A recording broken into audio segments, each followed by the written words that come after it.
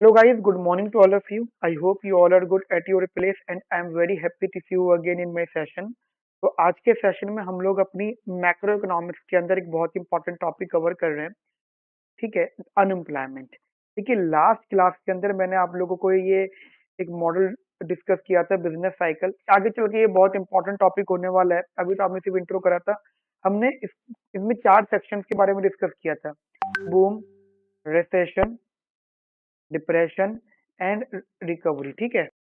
ठीक है, तो ये हमने चारों बातें डिस्कस की थी लास्ट क्लास के अंदर। होप तो आप लोगों ने वो देख लिया होगा। अब इसके आगे मैं कंटिन्यू कर रहा हूँ। देखिए, हमें ये बात पता है कि जैसे अनएम्प्लॉयमेंट है, मतलब हम लोग अनएम्प्लॉयमेंट रेट की बात कर रहे हैं। पहले आप एक जनरल अंडरस्टैंडिंग समझिएगा। देखिए हमारी इकोनॉमी के अंदर,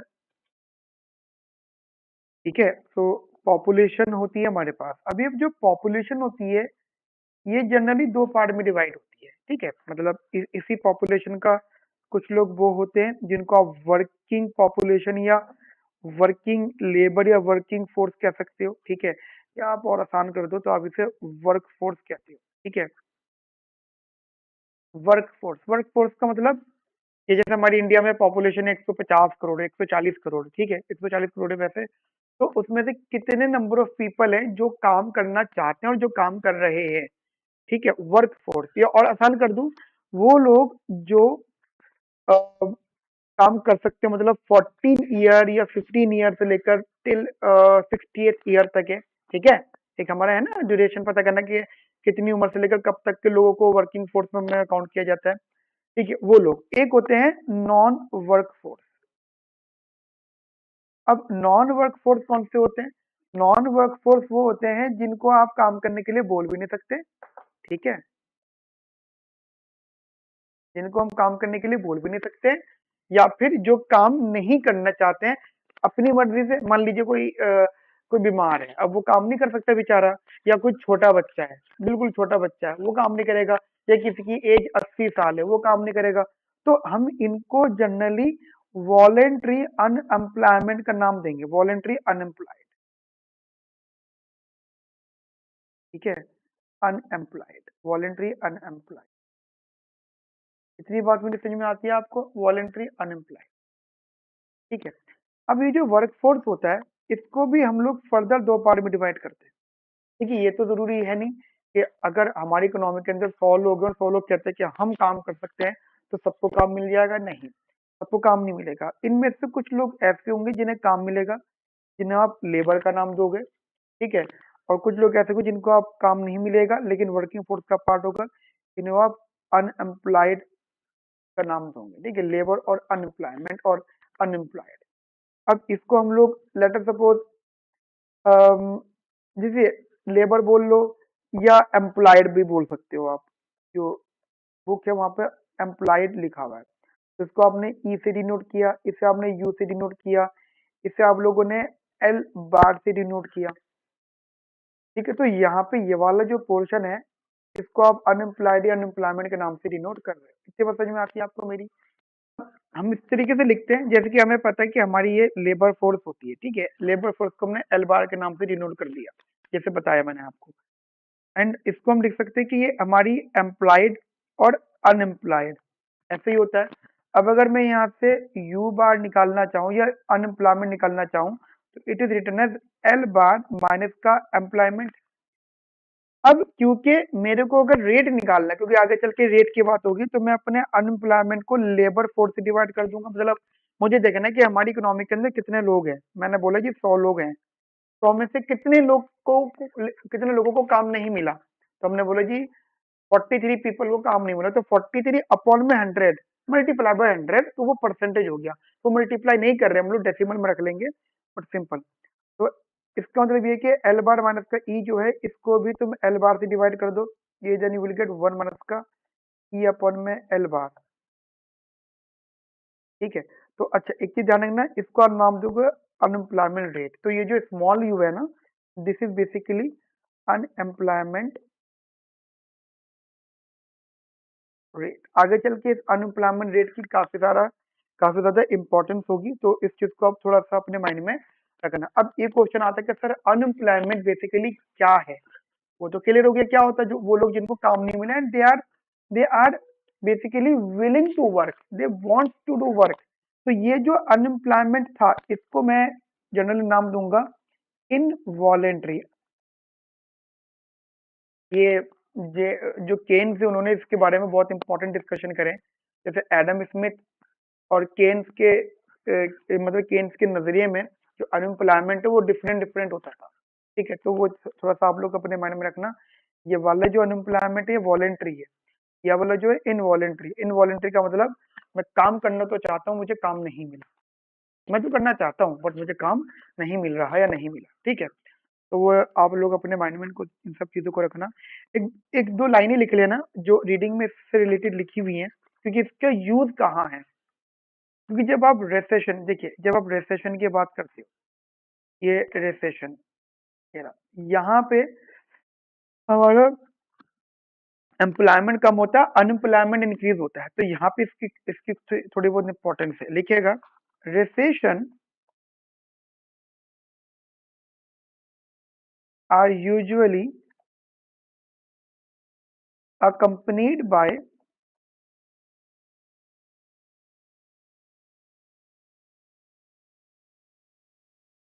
an increase in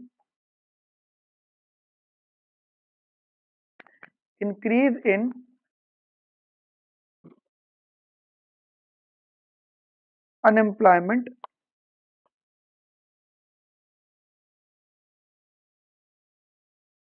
or number of people who are number of people who are available for work, who are available for work and are actively seeking work but cannot find jobs। ठीक है, देखिए basic understanding आप लोग अपने mind में रखिएगा। ठीक है, मतलब अनएम्प्लॉयमेंट को डिफाइन नहीं करो, बट अनएम्प्लॉयमेंट की इंपॉर्टेंस को डिफाइन कर रहे हो। रेसेशन में ऐसी डिप्रेशन, ऐसी बूम में अनएम्प्लॉयमेंट कम होता है, रिसेशन में अनएम्प्लॉयमेंट बढ़ता है। तो अनएम्प्लॉयमेंट इसलिए काफी इंपॉर्टेंट है। ठीक है, अगली हेडिंग हम लोग यहाँ पे लिखेंगे इन्फ्लेशन। अब देखिए इन्फ्लेशन का कंसेप्ट भी आप समझ लीजिए। What do mean by inflation? Inflation actually होता क्या है? देखिए आसान भाषा में देखें तो it is only a rise in price. कोई भी अगर प्राइस है उसमें अगर इंक्रीमेंट आ रहा है तो उसको आप इन्फ्लेशन बोलो। और आसान कर देते हैं, it is a percentage increase in the price. ठीक है, जनरली हम लोगों को पता है कि मान लीजिए किसी कमोडिटी का प्राइस 2 पीरियड में चेंज हुआ, इंक्रीज हुआ, तो आप बोलोगे जैसे पी प्राइस ऑफ 2025 माइनस का प्राइस ऑफ 2020 अपॉन में price of 2020 multiply by 100, then you will get the symbol is the, जैसे लिखेंगे तो हम लोग इन्फ्लेशन, बट बहुत जगहों पे आप इन्फ्लेशन को पाई के नाम से डिनोट करोगे। ठीक है, तो it is simply the percentage increase in the average level of the prices over the number of years, that is called the inflation. या तो इंक्रीज या डिक्रीज, ध्यान रखना। मैं एग्जांपल दे रहा हूं, अगर ये वैल्यू पॉजिटिव है तो ही इन्फ्लेशन काउंट होगी। मतलब इसको थोड़ा सा मैं मॉडिफाई कर देता हूं, इफ पॉजिटिव, एंड इसको आप डिफ्लेशन भी कह सकते हो इफ नेगेटिव। समझ में आई मेरी बात? इफ पॉजिटिव इफ नेगेटिव, इसको जरा ठीक से लिख देता हूं मैं।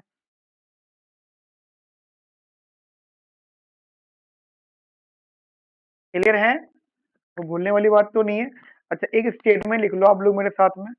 ठीक है, इन्फ्लेशन से रिलेटेड लिखिएगा, the percentage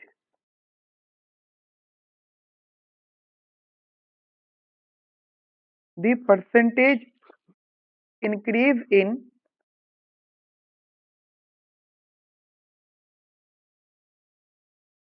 percentage increase in the average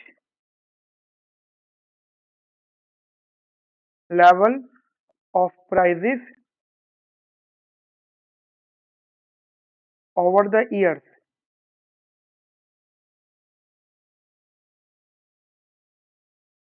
is called the inflation rate.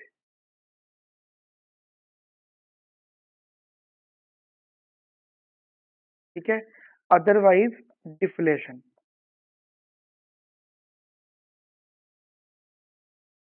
Otherwise deflation. Clear है मेरी बात आपको? समझ में आई? अब एक स्टेटमेंट कंटिन्यू स्टेटमेंट है, when inflation when inflation rate reach extremely extremely high levels high levels with price changing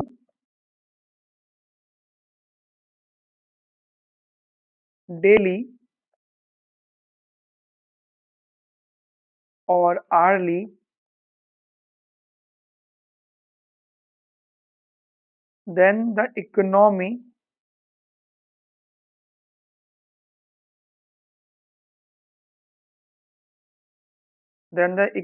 tends to function poorly। ठीक है, then the economy tends to function poorly। इसका मीनिंग ये है कि अगर हमारी इकोनॉमी के अंदर इन्फ्लेशन तेजी से बढ़ रहा है, ठीक है, ये भी आगे चल के मतलब आगे जब मैं कहता हूँ आगे चल के तो इसका मतलब अभी तो ये टॉपिक इंट्रो हुआ है, ठीक है, फिर जब ये स्टडीज और बढ़ेंगी आगे लेवल बढ़ेंगे तो वहां पर जाके यही वो पॉइंट्स होंगे जिन पे हम डिटेल डिस्कशन करेंगे। तो इसलिए आपने सुना होगा कि बहुत सारे जब एजेंडाज होते हैं किसी भी कंट्री में पॉलिटिशियंस के, तो उनके एजेंडाज में ये इन्फ्लेशन या महंगाई वाला इशू भी होता है, क्योंकि इन सबको पता है कि अगर महंगाई कंट्रोल नहीं होगी तो जो इकोनॉमी है ना उसका फंक्शनिंग थोड़ी सी डिस्टर्ब रहेगी। यहाँ तक मेरी बात आपको समझ में आ गई? चलिए परफेक्ट है। अगली हेडिंग हम लोग यहाँ पे लिखेंगे, दैट इज इंटरनेशनल इकोनॉमी। ठीक है, अब देखिए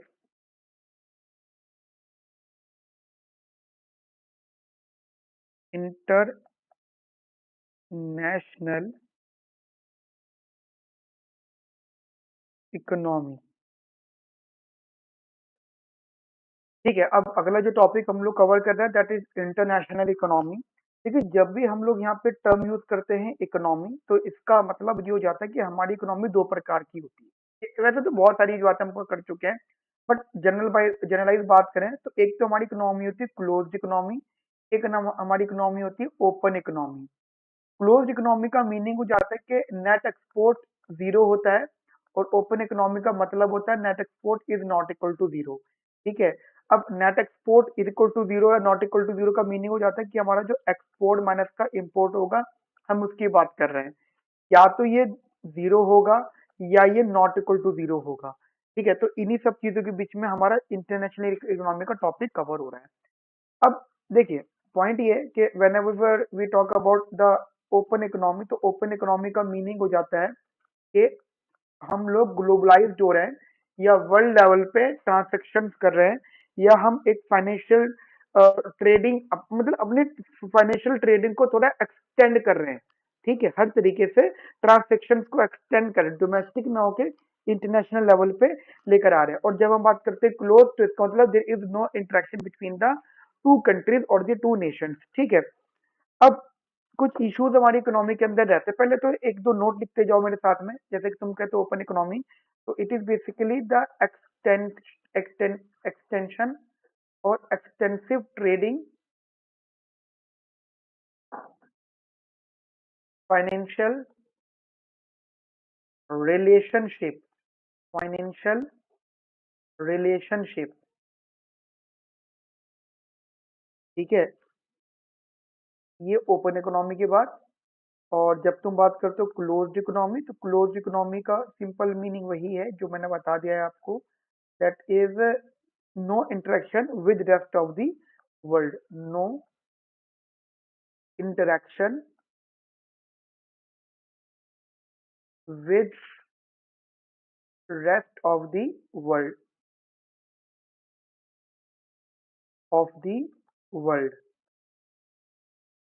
यहाँ तक मेरी बात आपको क्लियर है, समझ में आ गई अच्छे से, बढ़िया से? अच्छा, क्योंकि हम लोग इश्यूज की बात कर रहे हैं, ठीक है, हमारी इकोनॉमी में प्रॉब्लम क्या होती है, तो अगर मैं जनरली आपसे इशू डिस्कस करूं कि इशू क्या है हमारी इकोनॉमी में, तो issues are the trade imbalances, क्योंकि इंटरनेशनल इकोनॉमी का मतलब ट्रेड ही होता है, चाहे वो गुड्स एंड सर्विसेज का हो, चाहे, ठीक है, या फिर यूनिलैटरल ट्रांसफर हो, कहीं ना कहीं ट्रेड है, और वो ट्रेड इम्बैलेंस है, that is the very important issue.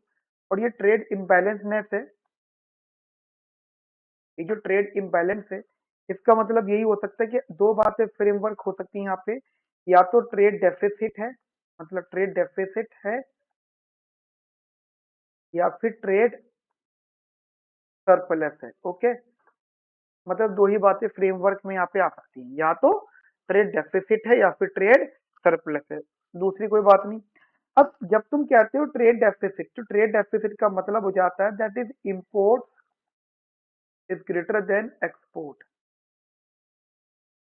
वही जब तुम कहते हो ट्रेड सरप्लस, तो इसका मीनिंग हो जाता है import is less than export. Okay, ठीक है, यहाँ तक मेरी बात आपको क्लियर हो गई अच्छे से? तो these are the few thing जो हमने अभी अपनी क्लास के अंदर कवर करा। अब देखिए, हमारी इकोनॉमी में सब कुछ सही चल रहा होता है। अब आपको क्या लगता है कि क्या कोई इकोनॉमी का कोई भी इम्बैलेंस करेक्ट नहीं किया जा सकता? क्योंकि हमने जनरली बहुत सारी इश्यूज की बात कर रहे हैं, अगर मैं एक बार शॉर्ट में आपको रिकॉल करवाऊं, तो there are some issues that we already discuss, that long run economic growth एक इशू रहता है, बिजनेस साइकिल एक इशू रहता है, ठीक है, ये अनएम्प्लॉयमेंट एक इशू रहता है, इन्फ्लेशन एक इशू रहता है, इंटरनेशनल इकोनॉमी इसके अंदर ट्रेड इम्बैलेंस इश्यूज रहते हैं। तो होता क्या है कि किसी भी इकोनॉमी के अंदर दो प्रकार के हमारी पॉलिसीज होती हैं, एक हम पॉलिसी कहते हैं फिस्कल पॉलिसी, और एक होती है मॉनेटरी पॉलिसी। अभी पहले सुन लो, लिखवाऊंगा।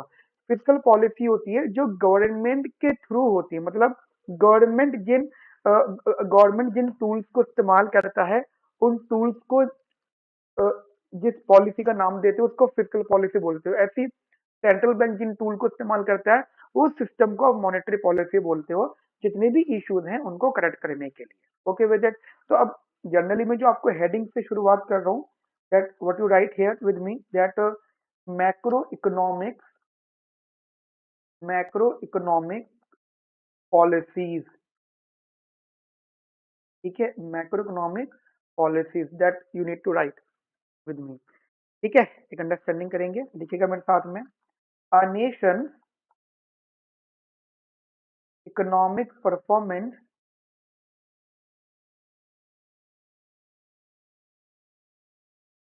a nation's economic performance depends on many factors, including its natural and human resources,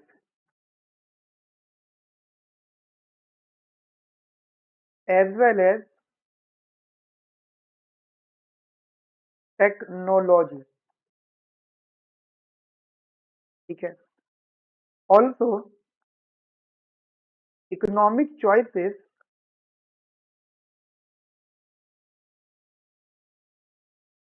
made by its citizens, both individually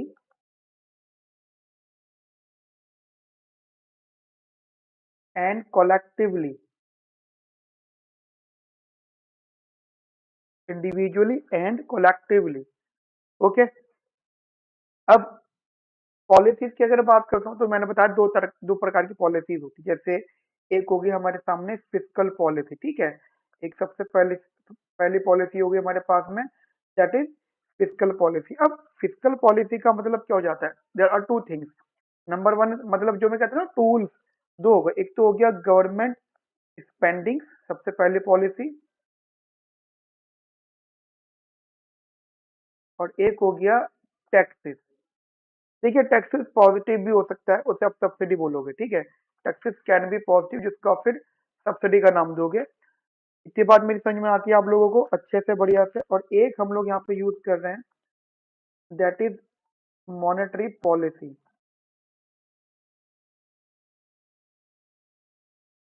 that अब यहाँ पे क्या हो गया, that is the money supply. एक मनी सप्लाई जो है ना, फिलहाल के लिए बहुत इंपॉर्टेंट रोल प्ले करेगा, ठीक है।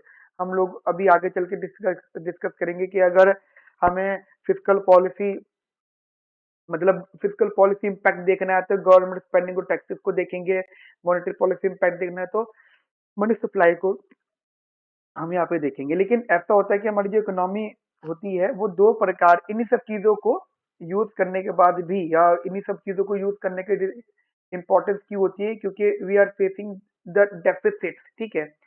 अच्छा, एक टर्म होता है, अगर हम लोग देखिए दो प्रकार के डेफिसिट होते हैं, अगर आपने कभी सुना हो, एक होता है बजट डेफिसिट और एक होता है trade deficit. Trade deficit, export is more than import, so import is more than export, तो ट्रेड डेफिसिट होता है। एक होता है बजट डेफिसिट। बजट डेफिसिट किसे कहते हैं, यहाँ पे हमारे एक्सपेंसिव ज्यादा होते हैं, रेवेन्यूज कम होते हैं। तो we are basically faces to deficit, तो ठीक है। एक नाम देते हैं हम लोग ट्विन डेफिसिट। ट्विन डेफिसिट का मतलब हो जाता है, दैट इज जब हम इकोनॉमी के अंदर trade deficit and budget deficit. आपको पता है बजट डेफिसिट क्या होता है, गवर्नमेंट स्पेंडिंग। देखिए ये जो मैंने लिखा था ना यहाँ पे, गवर्नमेंट स्पेंडिंग, ये गवर्नमेंट के खर्चे होते हैं। ये जो लिखे पड़े मैंने टैक्सेस, ये गवर्नमेंट के रेवेन्यूज होते हैं, ठीक है। तो अब अगर जो रेवेन्यू है वो खर्चों से, एक्सपेंडिचर से कम है, यानी खर्चे ज्यादा है रेवेन्यू कम है, तो वो होता है बजट डेफिसिट। एक होता है ट्रेड डेफिसिट, जिसमें इंपोर्ट ज्यादा होता है, एक्सपोर्ट कम होता है, तो ट्रेड डेफिसिट है। अब ये दोनों डेफिसिट इकोनॉमी को प्रॉब्लम तो करते हैं, लेकिन अगर ये दोनों डेफिसिट सेम ही टाइम में अगर आ जाएं, एट अ सेम टाइम, तो उसको हम कहते हैं ट्विन डेफिसिट। यहां तक मेरी बात आपको समझ में आ गई? क्या कहते हैं हम उसे नाम देते हैं ट्विन डेफिसिट। तो एक बार लिख लीजिएगा, that is when the economy face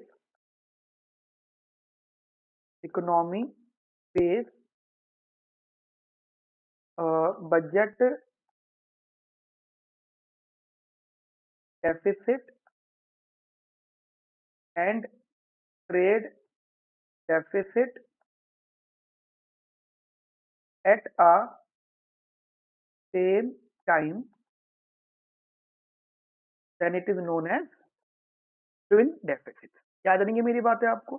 अब यहाँ के बाद एक कंसर्न शुरू होता है कि ठीक है, इतनी सारी प्रॉब्लम्स हम लोग अपनी इकोनॉमी के अंदर फेस कर रहे हैं, तो अब ये प्रॉब्लम्स को सॉर्ट आउट करने के लिए हम प्लम्बर को तो बुलाएंगे नहीं, कारपेंटर को तो बुलाएंगे नहीं। ऐसा होता है ना कि प्रॉब्लम क्या है और कौन आके इसको सॉर्ट आउट करेंगे, तो वी जनरली कॉल आउट, किसको कॉल आउट करेंगे हम लोग, किसको बुलाएंगे, we basically call the economics. अच्छा, इकोनॉमिक्स, आपको क्या लगता है इकोनॉमिक्स एक ही प्रकार की होते हैं? नहीं, जैसे जैसे कोई वर्कर की स्पेशलाइजेशन अलग अलग होती है ना, हर वर्कर की, ऐसे इकोनॉमिक्स की भी स्पेशलाइजेशन।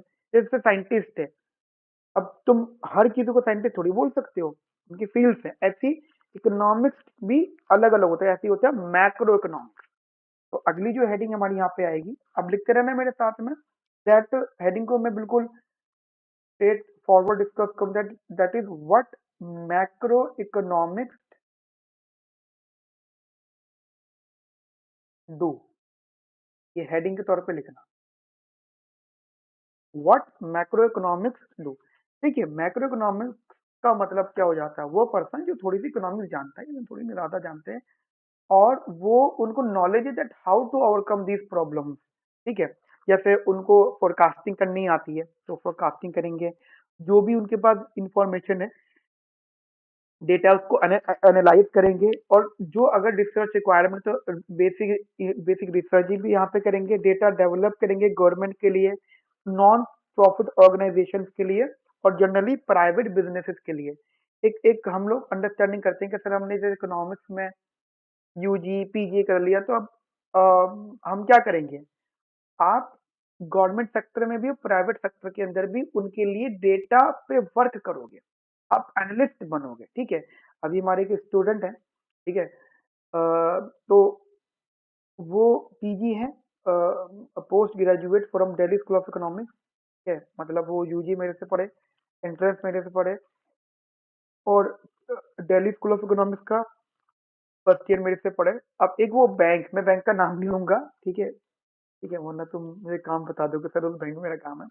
एक बैंक है, प्राइवेट बैंक देखे ना, वो उस बैंक में चीफ इकोनॉमिक्स थे, मतलब एज एन इकोनॉमिक्स थे। अब मैं उनका काम बता देता हूँ, मुझे भी नहीं पता था कि उनका काम क्या है। एक दिन आए थे तो बताया था उन्होंने कि सर हमारा काम होता है कि जो हमारे बैंक में पैसा जमा हो रहा है, ठीक है, जो आ रहा है, ऑब्वियस बात है हम उसे इन्वेस्ट करेंगे, तो हम उन्हें कहाँ का इन्वेस्ट करें, और मतलब मोटे मोटे तौर पर समझाया था उसने, बाकी तो डिटेल तो कुछ और ही है, कहाँ का इन्वेस्ट करें। और ये जो कमोडिटी मार्केट होती है, ये जो है ना, ई मार्केट होती है, हमारा स्टॉक, इक्विटीज, ये वो जो भी चीजें होती हैं एज इन्वेस्टमेंट, तो फिर वो मेरे पास पूरा कंट्रोल होता है कि मैं बताऊंगा इतने हजार करोड़ कहाँ लगने, मतलब कितना प्राउड की बात है मेरे लिए। तो मेरा स्टूडेंट ऐसे ऐसे कुछ स्टूडेंट अलग हैं कहीं कहीं, तो वो इकोनॉमिक्स वो करते हैं बेसिकली प्राइवेट सेक्टर के अंदर काम, ठीक है। यहाँ पे मेरी बात समझ में आ गई, तो बेसिक से अंडरस्टैंडिंग लिखिएगा आप यहाँ पे, that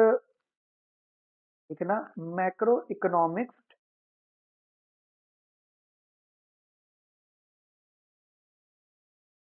deals with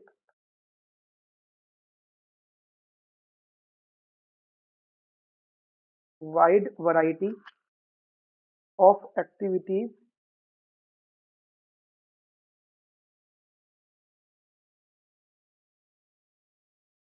like forecasting, analysis, basic research,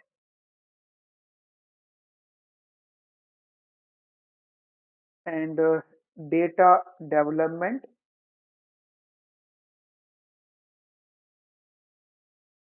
for government, data development for government and for non-profit organization and private business और private sector। क्लियर है मेरी बात आप लोगों को अच्छे से बढ़िया से, जो कि मैं आपको एक्सप्लेन करना चाहता हूँ, ठीक है। तो ये आप अपने माइंड में फ्रेमवर्क क्लियर रखिएगा, एंड इन्हीं सब चीजों के लिए अब ये मैक्रो इकोनॉमिक्स करेंगे। अब यहाँ पे हमारे पास में कुछ हम इकोनॉमिक थ्योरीज को यूज करेंगे, ठीक है। We generally focused on some economic theories. Economic theories basically what, क्या होती है इकोनॉमिक थ्योरी? इकोनॉमिक थ्योरी हमारे जनरली एक सेट ऑफ आइडियाज होते हैं जिन्हें हमें ऑर्गेनाइज करना होता है। जैसे कि मान लीजिए मुझे नॉलेज है, जैसे एग्जांपल आप लोग पढ़ते हो, आपको डिमांड फंक्शन की नॉलेज होगी, आपको प्रॉफिट फंक्शन की नॉलेज होगी, आपको प्रोडक्शन फंक्शन की नॉलेज होगी, ठीक है। फिर आपको अनएम्प्लॉयमेंट की नॉलेज होगी, इन्फ्लेशन की नॉलेज होगी, आपको मान लीजिए बहुत सारी इन्फॉर्मेशन अलग अलग है। फिर जब आप जॉब पर जाओगे, आप अपने वर्क प्लेस पर जाओगे, तो उन सारी इन्फॉर्मेशन को एक साथ इकट्ठा करके आप उनको यूज करोगे, that is known as the economic theory, ठीक है। और उन इकोनॉमिक थ्योरीज को यूज करके you generally use some things, and no doubt you need to use some assumptions, ठीक है। तो कुछ चीजें जो तुम्हें अंडरस्टैंडिंग यहाँ पे करनी होगी, तो these are the known as the economic theories. पहले बताओ इतनी बात समझ में आ गई आपको मेरी अच्छे से बढ़िया से, ठीक है। चलो अब एक कंसर्न यहाँ पे हमारे साथ में आता है, दैट हम लोग का मानना इधर ऐसा रहता है दैट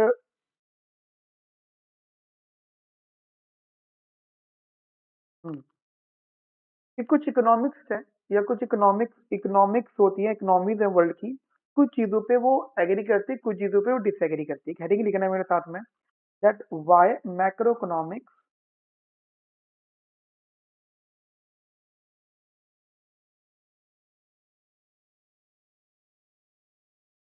डिसएग्री, ठीक है, लिखिएगा। Here we discuss the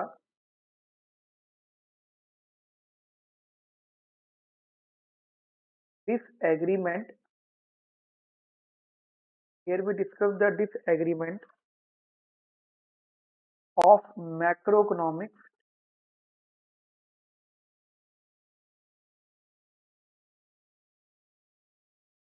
by drawing the important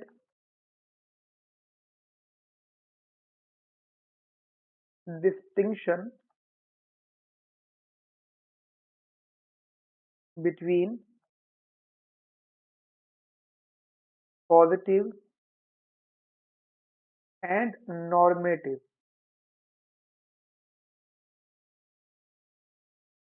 analysis of economic policy।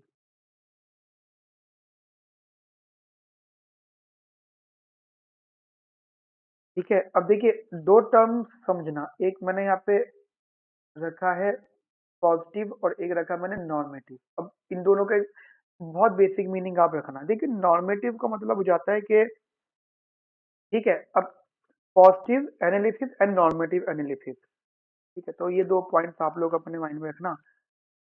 तो आज की क्लास हम लोग इतना रखते हैं, ओके। और अब हम लोग अगली क्लास में एक बहुत इंपॉर्टेंट पार्ट से शुरू करेंगे, that is classical versus Keynes.